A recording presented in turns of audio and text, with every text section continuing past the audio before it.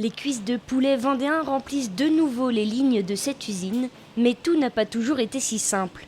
Avec 2 pics de grippe aviaire en 2022, il a fallu s'adapter. À ce moment-là, on a, nous, très tôt anticipé en allant acheter des lots dans d'autres régions où il n'y avait pas de contamination, pour qu'on puisse faire tourner nos sites élaborés et avoir le moins recours possible à l'activité partielle, c'est-à-dire au chômage technique. Ce qui a permis à Maître Coq de réaliser à peu près 40% de son activité normale au moment le pire du dépeuplement qui était en avril 2022. L'activité est revenue à la normale sur le poulet, ce sera bientôt le cas pour la dinde, mais sans vaccin, l'inquiétude persiste.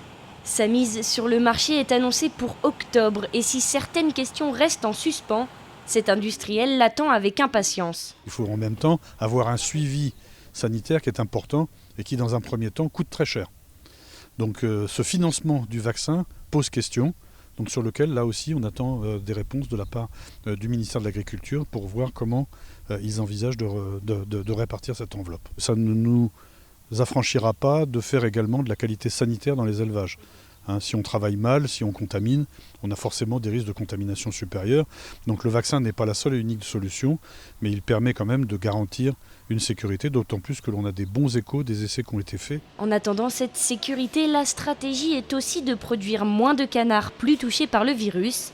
L'activité a diminué de 50% afin de garantir la production de dinde et de poulet.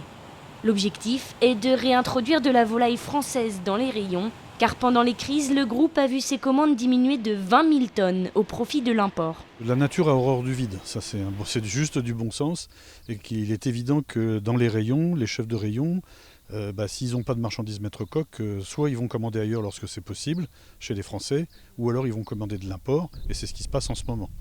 Donc on ne peut pas non plus le critiquer et le reprocher, mais en même temps, maintenant, notre travail consiste à aller reprendre les parts de marché, parce qu'on a pris une petite claque, et que maintenant, il faut s'en relever. L'enjeu est de taille, puisque la France est la première consommatrice de volaille en Europe.